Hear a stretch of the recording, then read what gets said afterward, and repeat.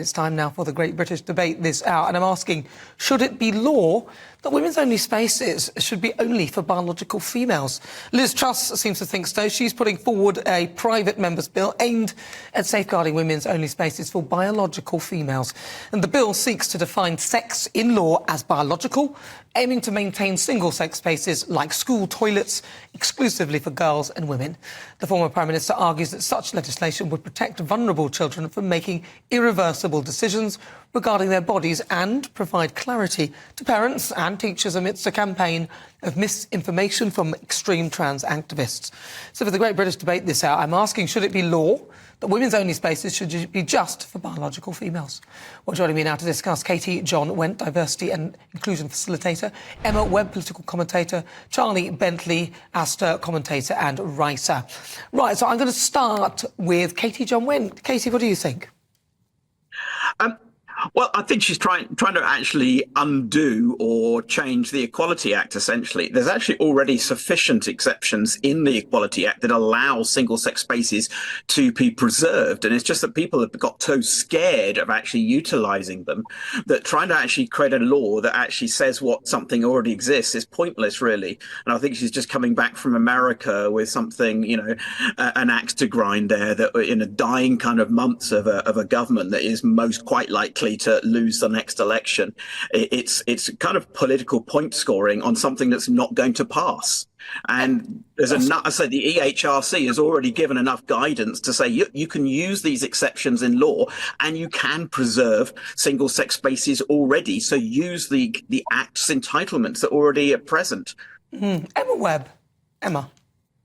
I think Katie makes a good point, and actually we do have a problem with Parliament creating unnecessary legislation.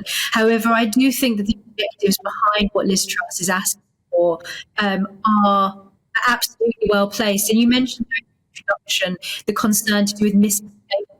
What she's referring to there is the fact that you have this very radical gender ideologue activist groups who misrepresent the Equality Act to institutions and to schools, as one example, to suggest that actually the Equality Act means something other than what it actually means, which is protecting same-sex spaces, and also that has a knock-on effect for safeguarding concerns. So I do think it's very important that it's absolutely crystal clear in law that sex is biological and that we do protect same-sex spaces, because it's in so many ways it's vital for safeguarding, particularly in schools. Okay, Charlie. Well, I find myself agreeing with both the panelists, actually, though I would suggest that the Equalities Act should be changed, but it's become a layer upon a layer of different rights. And so we've got to the situation where individuals' rights, be they trans-identifying or women or other minorities, butt up against each other and end up getting to a situation where we're in a stalemate, and we have to situations in individual cases.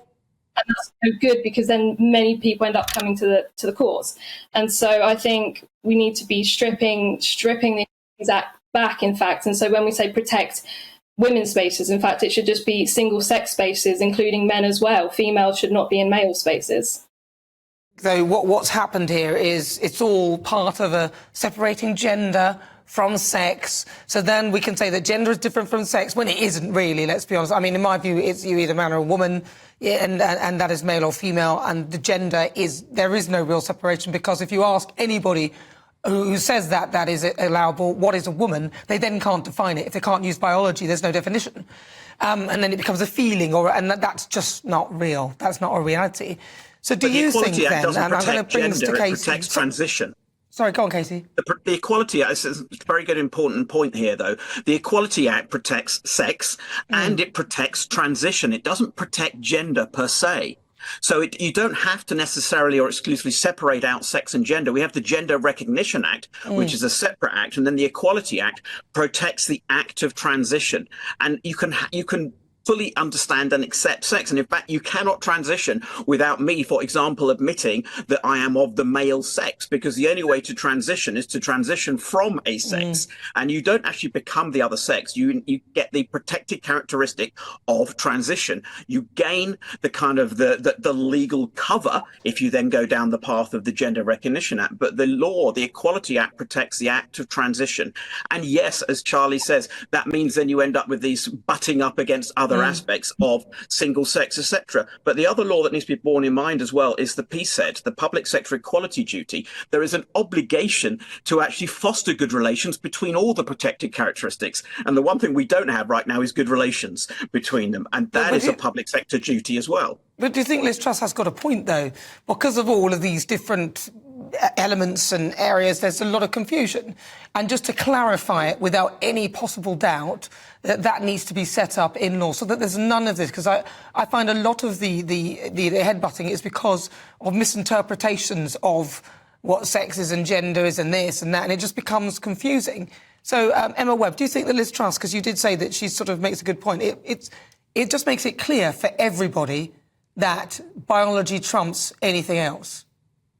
Yeah, and it needs to be crystal clear in law. And this is actually the point about the guidance that's coming in this week, that it's not statutory. We need this to be on a statutory footing, because it's important for schools and for parents and for people who are in positions of authority to have the government and the laws backing on this, because they are so vulnerable to these extremely aggressive activist groups who are pushing an agenda which is frankly an attack on truth. It's an attack on biology. It's an attack on reality. And actually, I have a lot of respect for Katie, for even though we disagree on many things, for pointing out the simple reality that even if you do go through the process of getting a gender recognition certificate and transitioning from a man into a woman or a woman into a man, that does not make you the opposite biological sex. And I think it's given what and we know this is going to be on Andrew Doyle's show this evening, this leak from the W path, or however